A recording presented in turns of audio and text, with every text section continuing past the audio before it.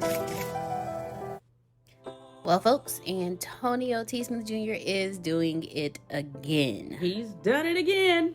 Yes, he has, giving away so much knowledge just to help you succeed, walk out of the middle class, become a multimillionaire. He is giving away his book just for you. The name of that book, The Richest Man in the Trash Can. You want to make sure you get this book. Here's why. If you are someone who is tired, frustrated, irritated of the day-to-day schedule of waking up, going to work, going back home, going to sleep just to do it all over again, not being able to spend time with your family, you just got married, you just had kids, or you take care of your parents and you're not there to do it, this is the book for you. And guess what, ladies and gentlemen? This book is free 99. Yes, you heard me. Free 99. Okay?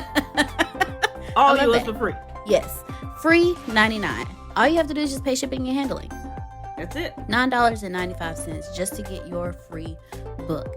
This book is a life changer. I'm trying to tell you guys, everything in this book is what Antonio taught myself and Grace that enabled us to retire. Yes, we are retired and we haven't even hit our 40s yet. Woo! I'm just saying. I got a few months to go. Don't worry about it. Shh. Don't nobody need to know that, girl. You don't look it. That's it. Go get it. Go get it and walk yourself out of the middle class into the life you deserve. Walk yourself into abundance. Abundance is freedom, and this book is your journey out. You can plant better.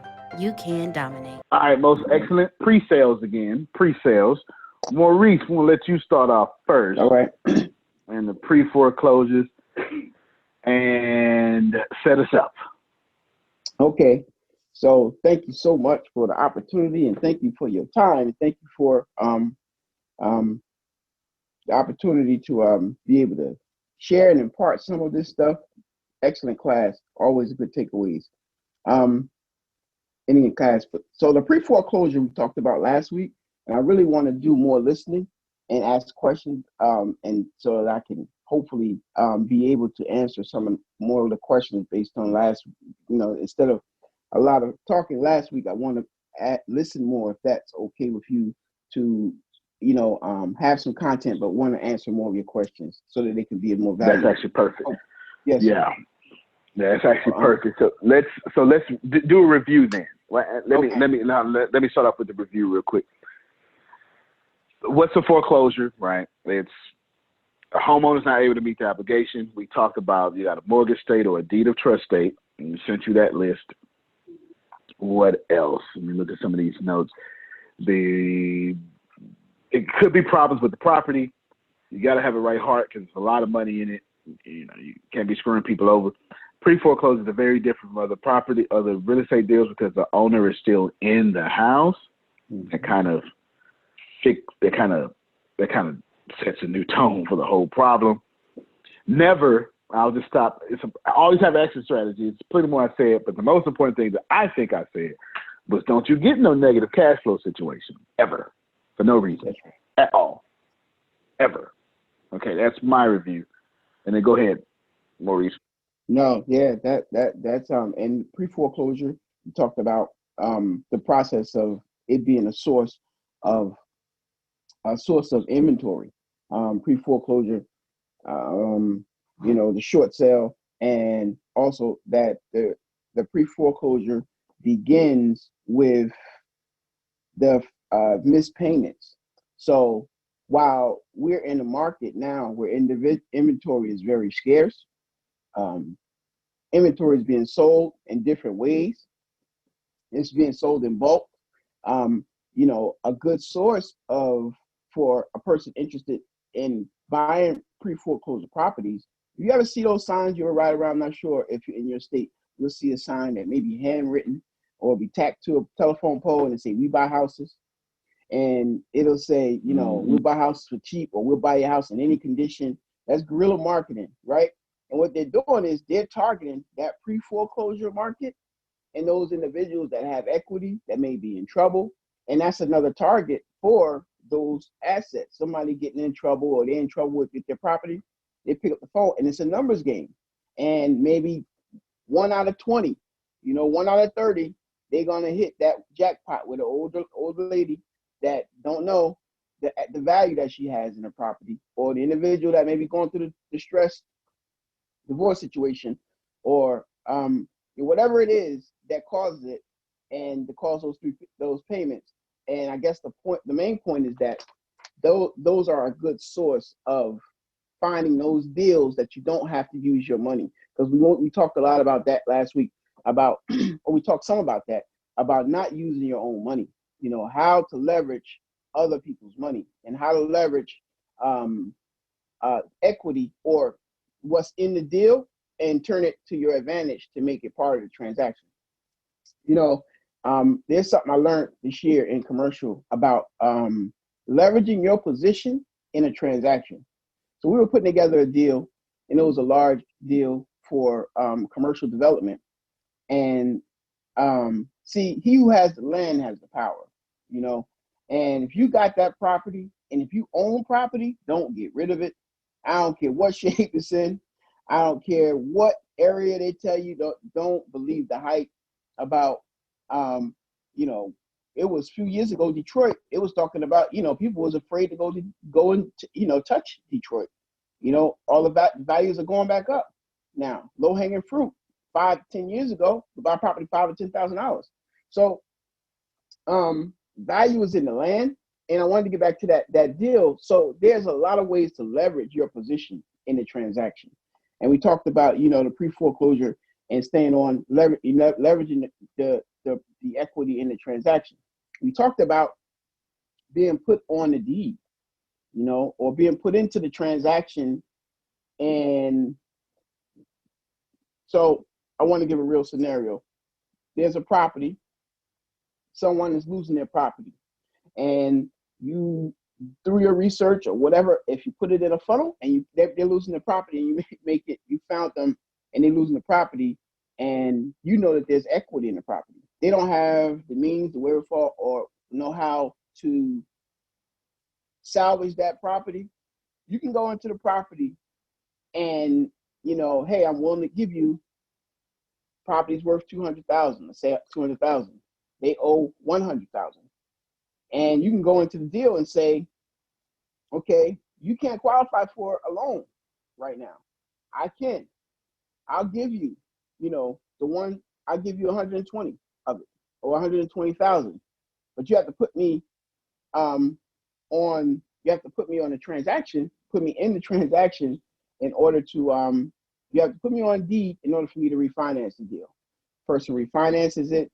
That's one way to refinance, and that's leveraging the equity in that transaction. So just saying that those pre-foreclosures are a good source of inventory. So if there's a way to find the list, get a hold of a list. We talked about property preservation last week, because I mentioned that because the individuals that's doing property preservation, that there's a list that property preservation companies will get, because they'll get the property, they get an assignment to go out to the property prior to when 3 payments is missed. And they got to go out to that property and do an inspection. Why did I mention that? So let's say if your neighborhood, a house goes up, it goes vacant. Somebody lose it, and your next door neighbor. And you ever see people come by there taking pictures, or taking pictures of the property, and I ain't never seen them pull up in the car and just taking pictures. That might be a good person to tap and ask, because I guarantee they got a whole list of other properties that he's looking at, that he is doing those inspections for. So if nothing more, that person got a list of properties that a person might be 3 payments behind on, and looking to go into foreclosure in the near future. So I just wanted to, I guess stop right there and just see if any of that. I don't want to keep going into it too without just any questions on that part of any of that. Yeah, no doubt. So any questions? Okay, Lisa. Any questions? Anybody's got questions on pre-foreclosure? No questions? Gotcha. All right. Now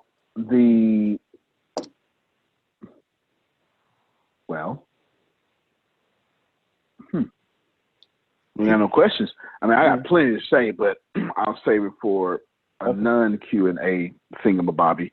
Yes, sir. I can tell you that when I first got in pre-foreclosure, people were more interested in getting $40,000 a sale. Like that was their goal. Mm-hmm. Their goal was to get $40,000. They call them short sales. The goal was to get $40,000 out of it. Yeah. Each time. That was the goal. That was the culture. And that's a good number too. That's a real good number. It's a real good number, but it sets a culture too, though. You know, when you look at someone as a $40,000 opportunity, then there's some. You're going into the deal to get $40,000 out of it means that you're going to do whatever it takes to get $40,000 out of it. You're going to spend those numbers. Do that work. Just imagine going into a car lot and the car salesperson is saying, I'm going to get $40,000 out of Alicia. So it doesn't matter what your credit score is. Even if you have a good credit score, I'm going to add add-ons to it so I get my $40,000. I'm not going to sell you what you need. I want to sell you what is in alignment with my commission. Yep. When you have that goal in mind, you don't tend to treat a short sale pre-foreclosure in the manner in which you should because because you got a dollar amount of money, you're going to make that dollar amount happen. So, you want to comment on that? That's actually the last thing I'll say today, and then we can go on a whole tangent. Go ahead. Got you. Yeah. No. So it speaks to being purpose driven, and even to the point of your one of the things I learned early on is that each investor is different. So like Antonio said, a lot of times most investors will have a summary. Okay, I need to see $400 a month profit on my rentals, which is a good number for a rental property. If you can see a positive cash flow a month of $400, or my number is $40,000 a turnover. So if I'm doing 4 a year or 1 a year, that deal has to generate $40,000. But that being the case, your goal could be that, but that can't be the primary focus of the transaction, because every deal is different. As I learned that every investor is different. So it's almost, you have to go into it with an open mind and know that every deal is going to be different. My goal may be 40,000, but it can't be driven on the dollar amount, only solely, on the dollar amount only. Not that this is a ministry in a sense, it is business, and there's going to be different things that come up. Hence is why most of the time you always calculate and add for that. So you add a cushion for, the unexpected, because you're always thinking, and that's one of the other things too is, and you learn, when you're buying an investment property, if it's multi-units, you want those properties to be already separated, utilities already separated. You don't want because that cuts way into your bottom line. And we talked about last week about properties not being negative cash flowing. It could look good on paper, and they say that show you that net, okay, the ROI, you got $20,000 a month coming in, and you have $10,000 a month going out, but what they didn't count for was your utilities, or the utilities is not in there, or that number doesn't include your monthly mortgage payment. So that's one of the main things. It's so important to know that you definitely got to know your numbers, and definitely know, the real numbers of what exactly is, what it really is, and a lot of times that's why, I like working with investors, because most investors come to his numbers is his bottom line. That's his lifeline. So if his number is $40,000 at the end of the transaction, that's his number. He's going to probably be shooting for like 60, or shooting for to get it where it's 60 in it or 50 in it. I ain't going below 45. But that's, again, each investor is different. And that's going to be, so how you set yourself up is, and I go to it respecting that each investor is different. I think it's a level of respect for the process, and for that process that, okay, we have people in the property, there's pre-foreclosure, there's different elements to it, as opposed to going to a vacant property where there's nobody in it, and you can offer the bank, and what it is. So you got to account for individuals. So I guess the main is to go into the process of each one of those properties are unique, each situation is unique, and that there's no cookie cutter way of doing it. That's the thing I run into a lot. Then you'll get that phone call, be like, hey, I got a deal, and is there a certain way that this can happen? And it's really not like a cut and dry answer to it. It really depends on the transaction. It really depends on the house. You think I can make $20,000 off this property? I see it. I looked on Zillow, and it shows it's worth $250, and it's on. And they got it. And they have it's on auction.com for $180. But what's being missed is, what's being missed is that's what the starting bid is starting at. So the starting bid is just to kind of touch on the importance of those numbers, and set a strategy for yourself. What's your rule of thumb? What do I want to see? I want to see $40,000 per transaction. If so, then I have to look for 60. I have to make sure that 60 is in the deal, and if I get the full 60, then I win. I make up for the time that the last deal that I only got 30, so there's a win. There's that part of of the transaction, that pre-foreclosures is getting a list, and when there's 3 payments missed, there's lists out there, ways to get those lists. Someone gets them lists all the time. A good person, you want allies of, I can't stress how important it is enough to have allies in the field. So that inspector that's coming by the house taking pictures of those properties, he's a good source, because he's going to get a list from that asset management company, and he's riding around daily. And the reason I know that is because I get those calls all the time to do those BPOs. BPOs are broker price opinion. So part of what happens in the process is a person goes to pre-foreclosure. You miss 3 payments, 2 payments, or 3 payments. The bank then begins to say, okay, all right, you technically are in foreclosure already. So they're going to send a company out there, hey, ABC Real Estate Company, you want this assignment to go do a broker price opinion for us? We'll pay you $40 to give us. Sometimes they'll be just ride-bys. Sometimes there'll be a full, 3 comps and 3 solds. They want, now this bank is in California, and you're on the East Coast, and wherever they send you and say, go take these pictures for me of this property, what they're really doing is checking that property to see if it's still occupied. Because now they're saying, all right, well, wow, we lent this money expecting a 10% return each month. Our business is income. We make money off of our money. So if he don't pay that mortgage payment, it's not working. So the quicker we get that property turned back over, the quicker we can utilize that money again to re-lend it out and make more money off of our money. So after 3 payments, you get a person to go out and they take pictures of the property. And you get a picture of the property, and they want pictures of the property to see if, sometimes they'll tell you, knock on the door, see if there's, can you determine if someone lives there or not? Is there a car in the driveway when you ride by? Is someone in the property, and sometimes that's all the inspection entails.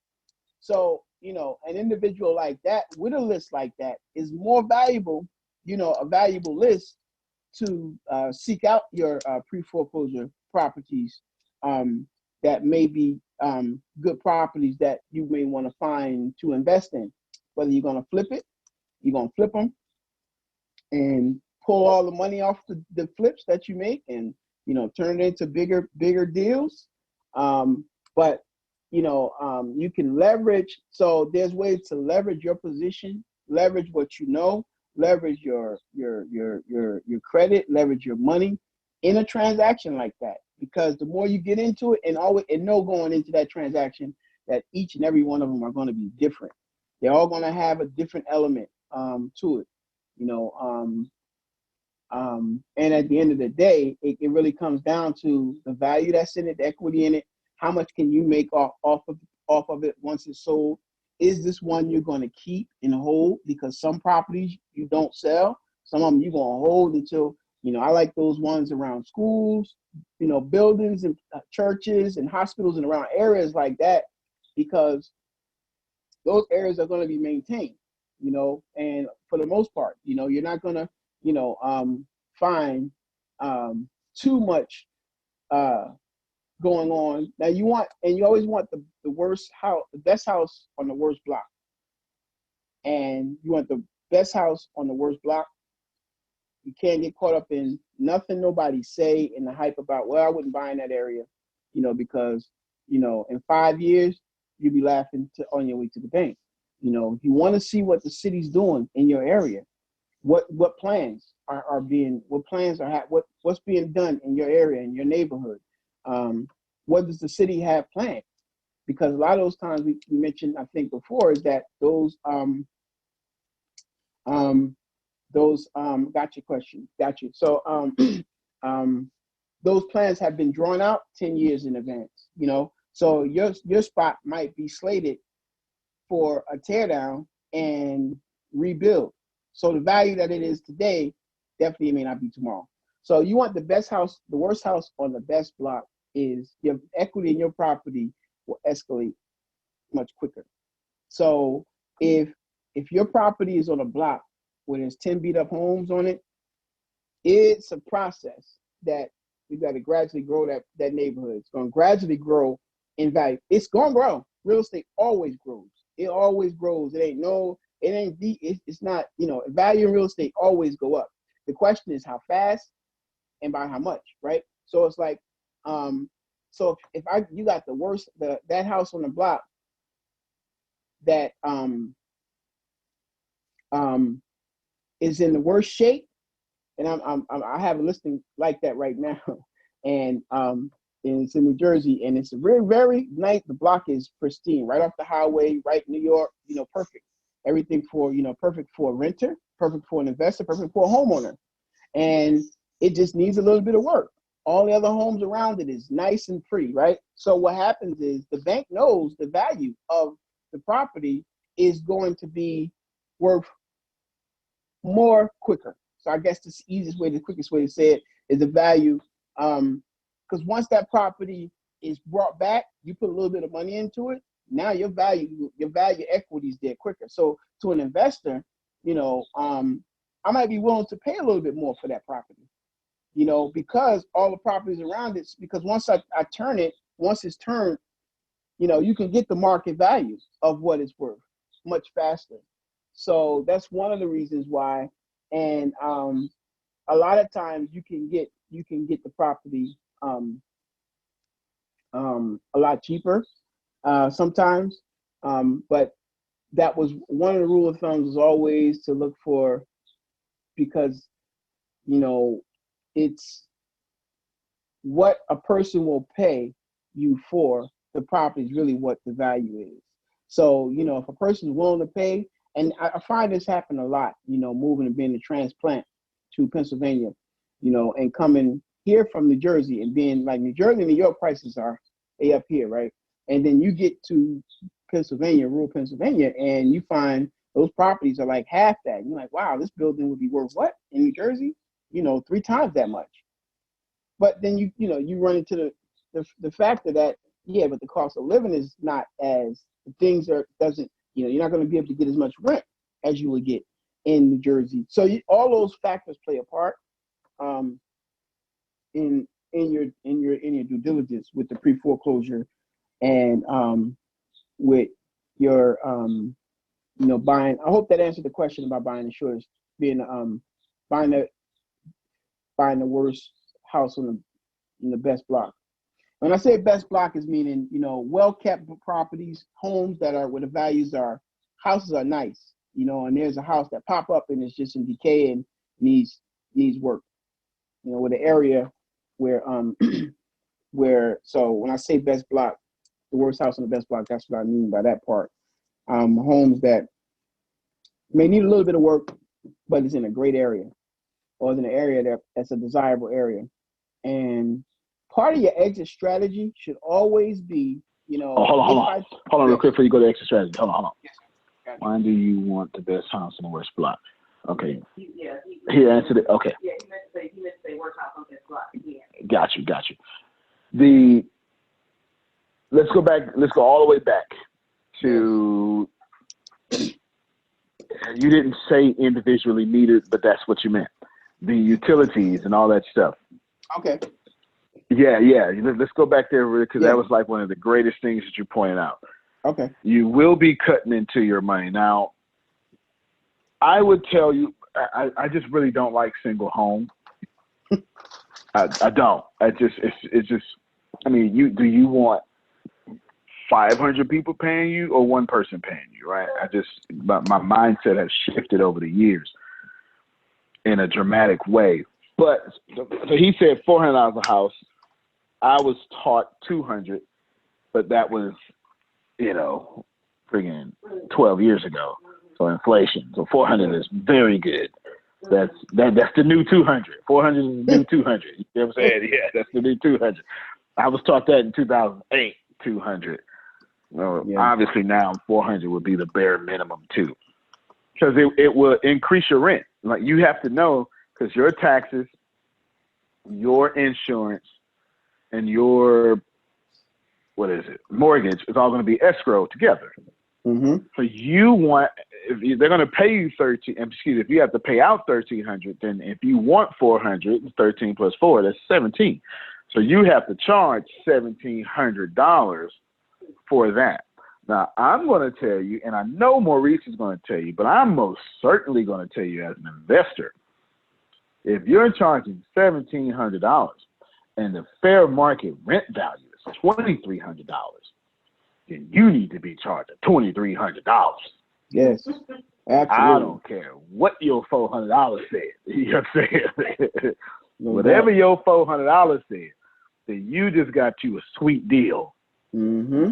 And you making $900 extra a month versus whatever it may be. You charge fair market rent, get your profit. But at the same time, what you don't do, and this is what you got to receive, if you want $400 a month and your expenses are $2,200 a month, then you don't go charge $2,600 a month in a neighborhood with $2,300 a month is standard. Right.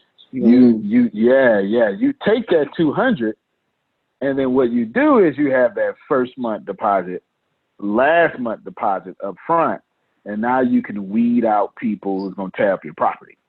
Yep. Because only Alicia can afford, $2,300 deposit. You understand? She got money all in her purse. It's just tucked in there. Do you want Alicia's? You don't want, those folk that's going to tear your stuff up, because now you really added to your expenses. So I just want to jump back. And I think that was the most brilliant thing. Well, you said plenty of brilliant things, but that was, can you break down again? You said something about, I forget the acronym, BPOP. Oh, BPO? BPO. Break that down. That's broker talk there. Yeah. So a BPO, and you'll find it in different, BPOs just means broker price opinion, or CMA, comparable market analysis. Depending on where you at, they'll be called those things. And they're not to be mixed up with an appraisal. So what that is and you want that person on your team too, because that's what the real estate agent gives the bank. The bank say, okay, look, they look like they missed 3 payments. I'm panicking. We were banking on that money. I bought this other car based on that monthly payment.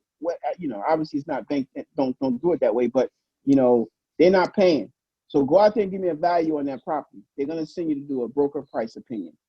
So as a broker, you have access to what's called the MLS, the multiple listing service, or all the properties that have sold in that area in the last 3 months, 6 months. So usually the way a BPO works is this. You're going to go and they're going to say, I need 3 solds and 3 active properties listings right now that's on the market. So my property is a 3-bedroom Cape Cod. single family, I'm gonna say multifamily 2-unit duplex, and it has 3 bedrooms on each side and 2 baths, and it's a colonial, 3 bedrooms, colonial with 2 garages, right? It's a duplex. The bank gonna say, go and please tell me the value of what that property is worth, and they'll send you up to it. They send it to a broker, and there's houses out there now that's all they do is gather all those inventory, all those properties, and send brokers out there to do. There's some brokers and agents making $800 a week off doing BPOs. You know, there's BPO. It's so much so plentiful. And this is why I know that there's more inventory out there than what we're really seeing, because we get the calls and the orders for the BPOs, but we don't see it in the inventory. You know, that's being introduced to the market. So it's not, there's a gap there. You know, with, you know, that's a whole nother conversation for another time. Like, you know, but so that the bank will say, give me a BPO on this duplex, which is 4 bedrooms, 3 bedrooms, 2 baths. Now you got to go out there and find that exact property though, because I can't compare it to a duplex with 1 bedroom and 1/3 or 3/1 with 1 garage. Now you can do that, and the only reason you can do that is if you have to explain it. One thing about real estate, and you'll learn what I've learned, is that everything is documented. Document. If it's not in writing, it don't exist. It's just when it comes to real estate. If it ain't in writing, it does not we got to exist. come back to that. We got to come back Yes. to that. That is, that's not the most brilliant thing you said. Okay. So, so you got to go in there and you're going to look for all the properties that are 3 bedrooms, 2 baths, two garages that are attached to that property, right? So so in other words, you have to compare apples to apples, and I can't stress this enough how often people will say, well, my property sold for, you know, $400,000, but okay, your property is a Tudor. That property was a Cape Cod. Or you have to compare apples to apples, and it has to be the exact type of property, the exact square footage, or very close. Usually the rule of thumb is within 5 to 10%, 15% within in between. So if I'm comparing a single family, right, with 3 bedrooms, I'll put in my search, and it's a science. And when you do it enough, you'll narrow it down to, you can put in like 4 categories or 5 categories and get your exact property. So for me, what I do is I do the square footage, I do the age of the property, I do the bedroom size, varying between 3. So if it's a 3 bedroom, I'm going to go between 3 and 5, possibly 2 and 5, 2 and 4 bedrooms. And I'm going to go, if it's 1,000 square feet, I may go between 900 and 1,500 square feet, because that's your property. You're going to find that exact same property. And this is a good rule of thumb for, if you're investing, to do that yourself, to get in the habit of doing that, because that's how you're going to get the true value of what your property is going to actually sell for. And it's based on that value, that BPO, and it goes back to 3 months. You go back 3 months of sold, and then you have what's actively on the market. You can't go by what's actively on the market as much. Most agents won't put it on. They're not going to be really wanting to waste your time to put a property on the market for higher than what it's going to sell for. But yeah, I've seen it happen. And don't trust nobody's information. Always verify it yourself. Always try to make sure you verify the information yourself. Verify it yourself if you're able to. So the BPO is that it's a broker price opinion. It gives you the value of the property, and actually it's the exact same thing. And some appraisers, you'll get the calls from appraisers all the time, and they're like, hey, I want to use your comp for a property that I'm appraising. I want to use your property for your property for a property I'm appraising. In the MLS, you didn't say whether it was you gave any money back. So because sometimes you can buy a property and you can have the seller to finance your closing costs and help with your closing costs. So you get calls from the appraiser saying, did you give any cash back to the seller? Because it affects the sale price. So if you sold the property for $150,000 and you gave the buyer $6,000 towards their closing costs to help them get into the property, that house technically didn't sell for $150,000. So yeah, it didn't sell for $150,000. So a lot of times the appraiser will ask you as a real estate professional, hey, or you've even challenged some of the appraisers' appraisals, especially when this market hit, and the market had really hit. Appraisers was gun shy for a long time, for about a year. Appraisers were afraid to appraise properties for the value that they were really worth, because they were, it was being, a lot was going on in the market. The appraisers were being blamed because a lot of inflation of values was happening back in 2008 that caused the market to crash, So, okay, we got to talk about that too. We got to go deep in that one too. So the inflation of value, and you said something earlier of, if it ain't written, it's a lie. Yeah. Yes. That is a lesson I learned the hard way. Wow. Mm-mm. Yes. Oh my God, yes. So much to talk about there. But keep going. You on the road with those two things. You could have saved you a lot of money. Yeah, if it ain't written. Yeah, if it ain't written, it ain't right. It just don't exist. Because I've gotten to the closing table at the end of a transaction, and I learned that the hard way too, man. Like, more than once, in different ways. But I didn't say that. I said 30% your way, 30% my way, 70% yours. 70% my way, 30% your way. I don't know what you meant. You misunderstood what I said. Oh, got wax in your ears. I don't know what, I don't know what yeah. Why would I do that? Well, that's what the agreement we had. Where, prove it. So,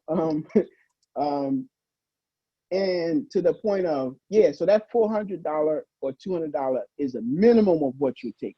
Please always charge what the market will bear. Whatever property you get, always charge what the market will bear. You can get $2,300, and if you just get it, but don't go less than that number, your number, whatever it is. If it's $200, $400, whatever your number as an investor, you get to pick that. And every investor is different. Let me jump in right there, because that whole, that said 70, you said 30. My third property, third or fourth, I forget. I literally bought a property as is. That's what was written in the contract. That's what was written. Mm-hmm. What the lady told me was everything was straight. You try to get that. That's what she told me. And she was so helpful. She taught me one of my most valuable lessons. I mean, she did it so well. So well. It was so brilliant. I mean, she was so gentle, so helpful. And when I got there, the gas didn't pass the city's inspection. The lights didn't pass the city inspection. And there was one more. It was gas, lights, and there was a whole tree. Oh, man. And I'm talking about a Texas tree, y'all. I don't mean one of y'all trees. This is a tree that fell over in the backyard that was every bit of 10 feet wide and 40 feet long. Outstanding. 50 feet wide, all that stuff like that. And then here's what happened. I say, ma'am, thank you. I said, ma'am, don't you shouldn't we? I mean, you told me, look, the property said as is. Then, Alicia, me on that hood stuff. Hey, man, I'm telling you what it is. Me on that hood stuff. Hey, man, somebody do lights? Yeah, Craig do lights. That's his real name, too. I wish I was making this up. I wish Craig, that sound like Friday. I wish I was making this up. That is not. Craig do lights. Craig electrician. Craig come through, charge me $300. No. Something like $700. Charge me $700. It's 2008 money too, so it's a little bit more now. Just type in my name and take a picture of me or something. Do that stuff. Pay for the lights. get the lights to inspection. I said, yeah, bro, man, because I didn't want to bring in, you know, some light electric.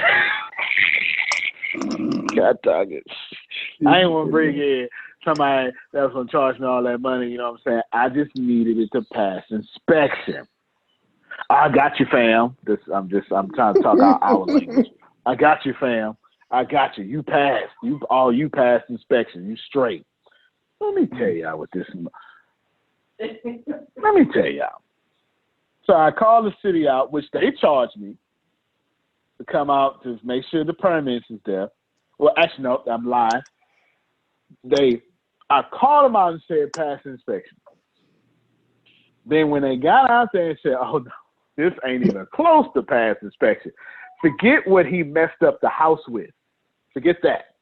This man didn't even connect the power line to the house, which I just thought that was common sense.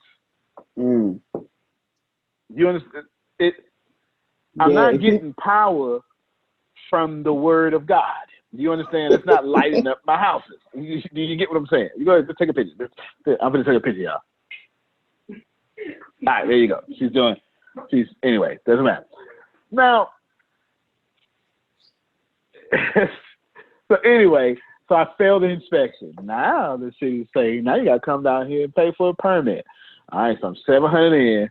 I forget what they charging for the permit. It ain't much, but it's still, I'm hot now, Alicia, because now Craig got me messed up. I ain't talked to Craig since. Oh, Craig was a friend of the family. I ain't talked to Craig since. I ain't got no problem with him. He just can't fix nothing of mine. Can't fix nothing. So I had to pay $3,000 for an electrician to get the whole house ready. So now I'm out. I remember I just bought this house, and I bought it through owner financing. So I spent all my little money, and now I spend more money. And I only spent $2,000 down, Maurice, to get this house. $2,000 down, 10% interest. House was, I don't know, it's like a $40,000 house. $2,000, good deal. As is though. I spent $5,000 getting the house ready, which is more than what I spent on the house. This was my second. This was my third deal. Let me tell you why this messed me up, because the contract said as is. And Alicia, I wasn't ready. I was young. I was hungry. I had something to prove. I lost that house because here's what happened. A renter walked out of that house that I was going to get, that I had got. It was my uncle. Never, ever do real estate with your family. Please, y'all. Spare yourself thine stresses. Please. Anyway, so he walks out.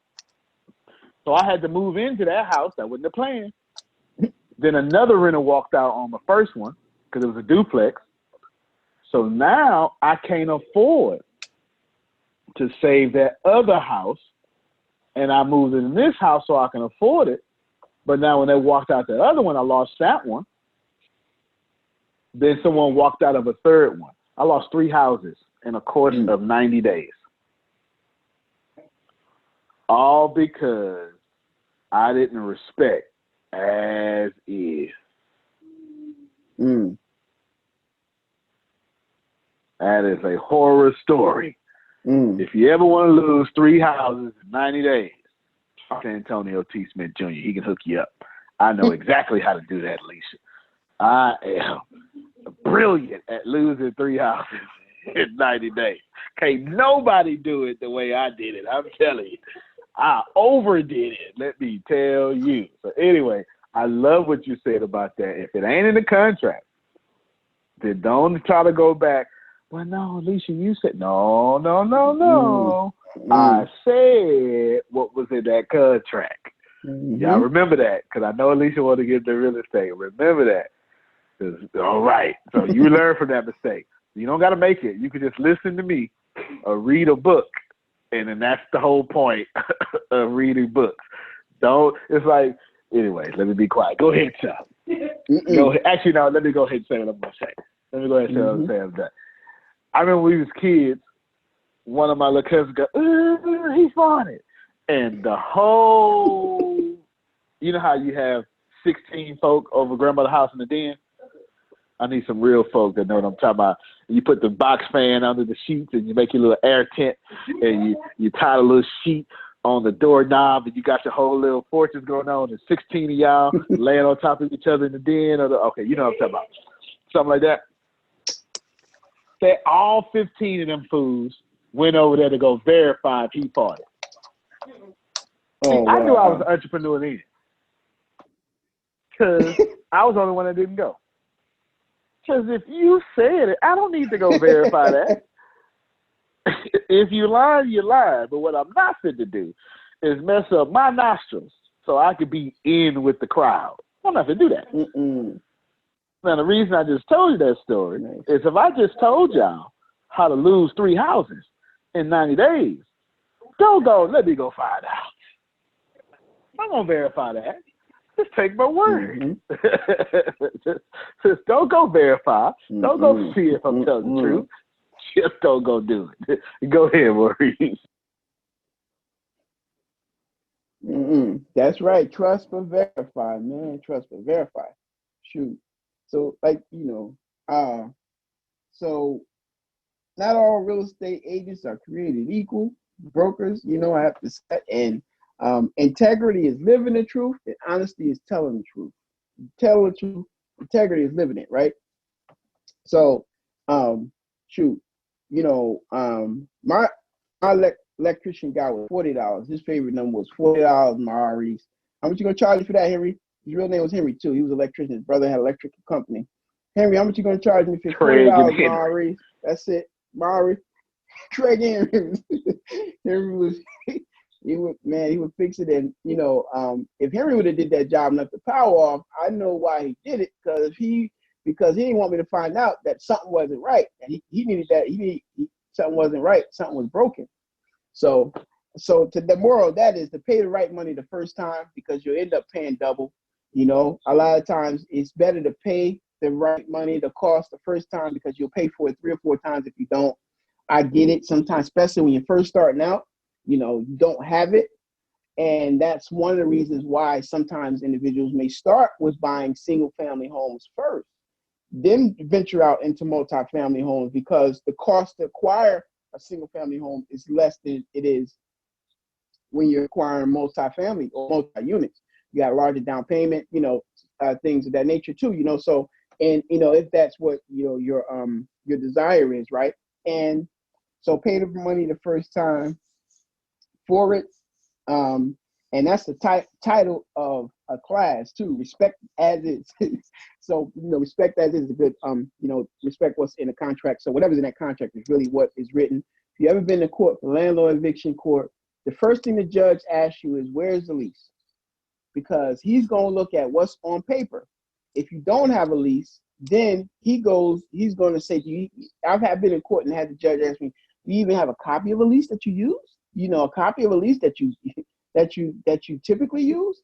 Because they have something in court that's called intent, and the judge usually, or the judge often will use that to make his determination, his intent.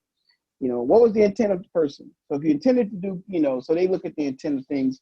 That's I wanted to add that part about, I think, what's in writing is what matters. And respecting as is, if it says that, that's exactly what it means. And most of the times the banks, when you buy properties from the banks, that's what you're going to get. If you buy foreclosures and short sales, that's what you're going to get. Because usually when the property has slipped into that area, there's not a lot of money for repairs. There's not a lot of money to upkeep. So you're going to get some things in that property that's just going to be unkept, and you're buying it as is. Hence is why you're getting a good deal, why you're going to get it. And you always add for that. If you, add for that, add for the cost of repairs, the cost to bring it up to where you want it to be. So you always buying properties on, you're definitely not at market value. You're going to create your own rule of thumb of what the value is. The way I go into it, you put a dollar amount on every single thing. You put a dollar amount on if there's a train tracks behind the property. If there's a train track behind the property, you should put a dollar amount on the value of that, because you're going to get at least 5 to 10 people that's going to walk away from you leasing it or selling it because of the train track. There was a property that had sold that ended up selling for $5,000 because there was a train track. Part of it was the train track in front of it. And it was a property that was a government property, and it sat on the market for years. And it sold because it just sold for $5,000. So there's a dollar amount for everything, even the view. You can put a dollar amount on the view of, New York. You see that all the time, skyscrapers and, different cities, depending on where you are. So you can put a dollar amount on everything. So you'll be itemizing every single thing, itemizing all of the, the view. You can itemize, the age of the property. So so that is, you can put a dollar amount on the view. You can put a dollar amount on, each bedroom. And there's something in the BPO also is a tool that there's a set price, a rule of thumb close, price for what one bedroom is worth, what a garage is worth, what a bathroom is worth, a kitchen is worth. So in other words, there's something that's called adjustments when you do your BPO, right? So if you can't find 3 bedrooms and you have to compare it with a 4th bedroom, you'll make a deduction of about between $7,000 and $10,000 for that 1 bedroom. So if I have to compare it and I can't find a 3-bedroom, okay, it's still a colonial. It's still was built between 1920 and 1925. It still has the square footage. Matter of fact, it's the exact same square footage as my subject property, but the only difference is it's a 4-bedroom, and this one has a garage and mine's don't. So you'll take off for that. You deduct for that. So I'm only driving that point to just mention that. Everything. No, that's very important, because that happens in the real world. I hate that it happens too, but it does happen. Yeah.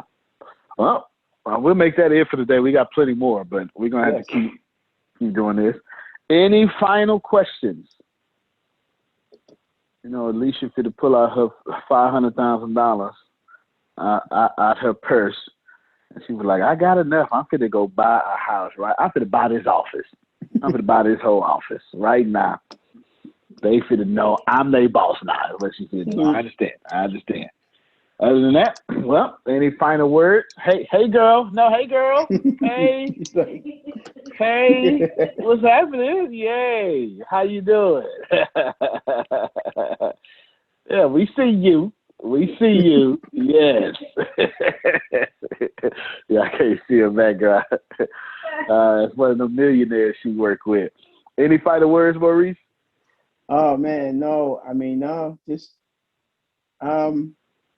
that's it. I don't have anything. Just respect as is. If it ain't in writing, it doesn't exist. No it's doubt. Not in writing. No doubt. That's it. Yep. Thing I would tell you is, go find y'all a real estate podcast to add value on top of the value. We're gonna add. Just doesn't matter. Just somebody that actually does the work. Yes. Remember, a teacher, anyone teaching because they're a teacher is not a teacher. That is not a teacher. A practitioner who teaches is a teacher. That is different. Buddha, Jesus, Muhammad, Mother Teresa did not read a book on integrity and go, "You know what? I think we should feed the poor. Everybody, feed the poor." No. They went out and fed the poor and said, "Hey, this is how you do it." There is a big difference. There's a really big difference. Don't read a book about feeding the poor and then go teach people how to feed the poor. True. You can't read a book about push-ups and expect to get chest muscles. That's not the way it works. You can't read a book about swimming and know how to swim. A practitioner should be a teacher. A teacher who just teaches is an employee or a con artist. They're not a teacher. Those are my final words. Antonio T. Smith Jr., you can plant better, you can dominate. Thank you, everybody. We'll see you for a lot of stuff later on tonight. All right, everybody. Bye-bye. Our next guest is the CEO of a Facebook competitor. It is called MeWe. It is a next-gen social platform with a focus on privacy. The company has surpassed 5.5 million members. CEO Mark Weinstein with us now in a Fox Business exclusive. Welcome to the program, Mark. Glad to have you with us. So why the focus on privacy or taking advantage of Facebook's public stumbles?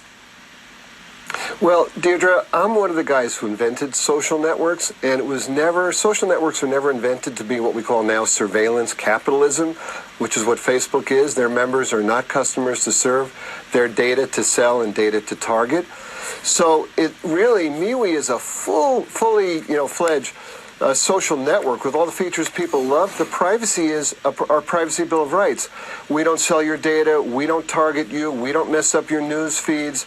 We have a freemium business model, so everything you love is free, and you can, traditional capitalism, great capitalism. You can spend money on in-app purchases, or you can just enjoy the free service. There's nothing, you can't be targeted for your vote or your opinion. It's social media the way it was meant to be. So then, Mark, honestly, how do you make money? Because we all know when we use Facebook, it's free for the user, but we know because we are not paying that we become the product. So that Facebook is gathering data on us, and I think some people even say Facebook isn't a social company, it's a data company. But then how do you make money? Are people paying your company for subscriptions? No, it's very important. MeWe is free forever. But now we know that the freemium model works, and we're doing great with revenue. We have 2,800 free emojis, but we've got great custom emojis, custom stickers. So live people voice pay and live you video for those? is a pay option. Right, and live voice, live video, secret encrypted chat. MeWe pages are $1.99 a month, but you reach 100% of your followers all the time. So for $24 a month, you don't have to boost anything. So if you have 500,000 followers or 5,000 followers or 10 million followers, you reach everybody. At Facebook, you reach 5%. Then you got to pay to boost, and then their algorithm messes the whole thing up anyhow. So MeWe is really true, pure social media. It's social networking done right, and people love it. We're growing organically with no ads, and we're not even marketing MeWe, and we're growing by tens of thousands of people every day. So, Mark, we have some stats about your company. As you're speaking, 5.5 million users right now, which is impressive. But how are you going to keep growing that? Because one telephone is not so fun. Two telephones work. Basically, you need more people to sign up. Well, people are signing up, Deirdre, every day. And here's the beautiful thing about MeWe. So we also have some major deals that are not announced with some huge influencers worldwide. But even without them, we grew 405% last year. We're targeting, we actually target we'll have over 30 million members by the end of this year, over 150 million by the end of next year. We're growing twice as fast already this year. And people also move in groups. This is really, we have never seen something like this. So constituencies move to people. So many people are censored or blocked or violated on Facebook, and they all move to MeWe. So the growth is fantastic. Quick question, Mark. You say Facebook, as an aside, should not be broken up. Why is that? Listen, we compete with Facebook great. Snap competes with Facebook. Twitter competes with Facebook. Breaking up Facebook doesn't solve the problem that they are a surveillance company transacting data. By the way, also transacting data from non-members. They track all of us. Remember, the Cambridge Analytica CEO said they had data on 230 million every adult in America. Now, Facebook's new rules that you talked about today, that's a bunch of BS. Facebook has had rules the whole time. They break their rules all the time. That's the problem. Rules at Facebook mean nothing. Mark, we thank you very much for the time. Thanks for joining us. Congratulations on the growth. Thank you, Deirdre. I'm not sure if you already know this, but you're already absolutely perfect. You're already absolutely great, and you're already living in massive abundance. The most important things that you have is not what you have, it's not what you do, it's what you know. Because the people who do know what you need to know to lead the middle class, they're in the top 1%, and they control 96% of the world's income. 97% of this world is trading time for money, and that is not the way to become rich, it's not the way to become wealthy, and it is absolutely not the way to leave the middle class. There are 7.8 billion people in the world right now, and they all want to learn how to make money and how to leave the middle class. But the way to become a master at anything is to learn all the rules and then bend them to your favor. Right now in this world, there are 2,057 billionaires. Right now. So if you think becoming a billionaire is impossible, that's 2,057 people that have already proved that impossibility incorrect. And if you think that's crazy, there are 46.8 million millionaires in the world, worldwide right now. Now think about that. 46.8 million millionaires, and that number grows 1,730 millionaires every single day. Money is everywhere. You don't need to max out your credit cards. You don't need to borrow from granddad and grandma. Just look behind me. Look at all the wealth sitting behind me in this junkyard. It's insane how much money is everywhere, and you don't need to go out there and beg, borrow, and steal to get it. You just need to know the rules of making money and how to leave the middle class. Essentially, all you need to know is the algorithm of making money, the rules of making money. All you need to know is what to do and how to do it, and you can leave the middle class. Any industry, yoga, golf, underwater basket weaving, clipping fingernails, it doesn't matter. All you have to do is know how to do it, how to get it done, and then find somebody to teach you how to do it, how to get it done, and you will be able to leave the middle class. If you're not getting my point, it's real simple. Whatever you have up here, as long as you understand the rules of leaving the middle class, as long as you understand how to get money, you can take what's up here and get wealthy from what you already have. Right now, the very thing you know up here is already being searched 1,000 times a second on Google. Someone right now, actually 1,730 people right now are going to become a millionaire from the stuff that you have in your head. Why can't this be you? I mean, it's 1,730 people with your ideas that are no better than you, that are going to leave the middle class, become a millionaire. Why are you not next? So how do we do this? How do we take what you know and apply it to objective money-making secrets and then allow you to leave the middle class? How do we take you from where you are and let you escape to where you want to go? So how do we make all this money or take all this knowledge from the Warren Buffetts, from the Elon Musk? How do we take everything that everyone before you has done, and how do we take all of that and then put it in your head so you can leave a legacy for your family? My name is Antonio T. Smith Jr. 32 years ago, I lived in a trash can. That's right, from 6 to 14, I had no running water, no electricity, no anything, and somehow I'm in the top 1% today.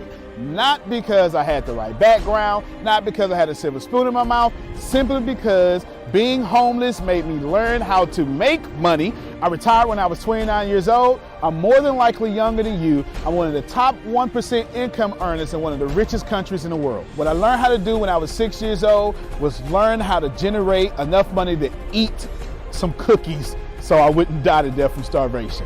From there, I learned how to go from cookies to a meal. From a meal to clothes to shelter to everything else that supplied my necessary needs. When I was 6, I was forced to learn how to make money, and now that's what I'm going to do and help you do.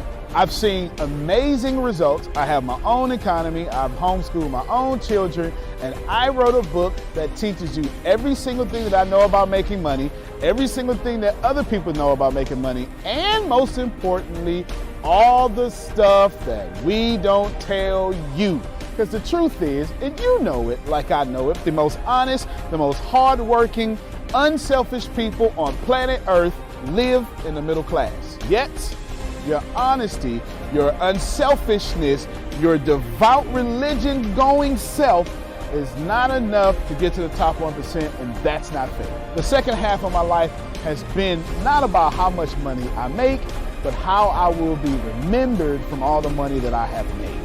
And I've been trying to teach everybody how to get out the middle class I'm the crazy guy famous on the internet for trying to create 100,000 millionaires. I've created 8 so far. I got a 9th one on the way, all the way from India. That's pretty cool. And what I want to tell you is something very simple. It's been hard.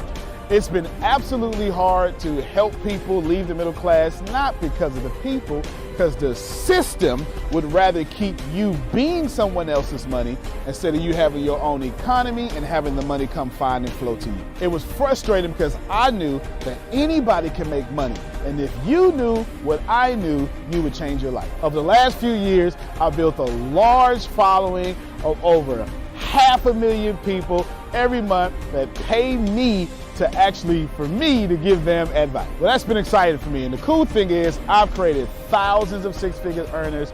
I've created millionaires.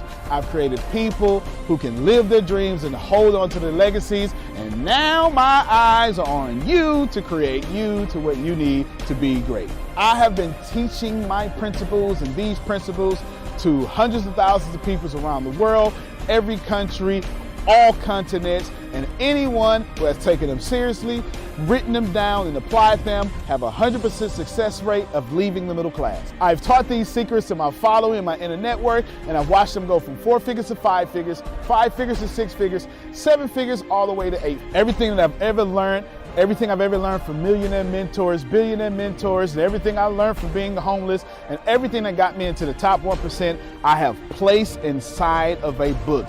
To date, it is the longest book that I've ever written, the most best book that I've ever written, and that book is called The Richest Man and the Trash Can, and I'm offering it to you today for free. This book is going to show you how to become wealthy into the top 1% and leave the middle class. This book is going to give you a step-by-step plan if you're 30 years old, all the way to 70 years old, how to get into the top 1%.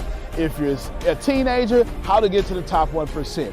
If you're a millennial, how to get to the top 1%. It's going to teach you how to make 6 figures immediately, teach you how to get to $1 million immediately, and all that good stuff. Plus, I'm going to give you the 36 objective laws of leaving the middle class. Plus, I'm going to give you every last one of my secrets that have made me rich. You have to understand that leaving the middle class is the most important fight that you're going to have in your life.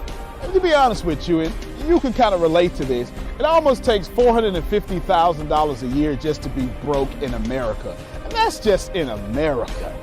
If you don't leave the middle class, which is actually an illusion, then you are going to have a really hard time. Think about it for a second. Most of you going to be watching this are going to be baby boomers, and you've been sold a bad check. They lied to you. Your retirement was not enough for you to live comfortable, and I'm going to give you this book for free so you can figure out how to triple your retirement and then quadruple your retirement, and then as Grant Cardone would say, 10x your retirement so you can live the life that's worthy of you. I want you to remember that leaving the middle class is the most important battle that you could ever face in your entire life, especially for your family. So consider this video, this book, your friendly tap on the shoulder. I want to send you a free copy of this book because I believe that abundance is your birthright. I believe that abundance is freedom, and I believe that this book is right for you. In fact, I believe in that so much that I will send you the book for free. All you have to do is cover the cost of shipping. I'll eat the cost. I'll take the loss. And all you have to do is get the book and dominate your reality right now and apply the principles so you can be the best person for your life that is yours. Fill out the form sitting right there to the right. Go ahead, dominate your reality. I can't wait to send you my book. I can't wait to meet you. I can't wait to have you as someone that's been on the journey with me. Antonio T. Smith Jr., you can plan better. You can dominate.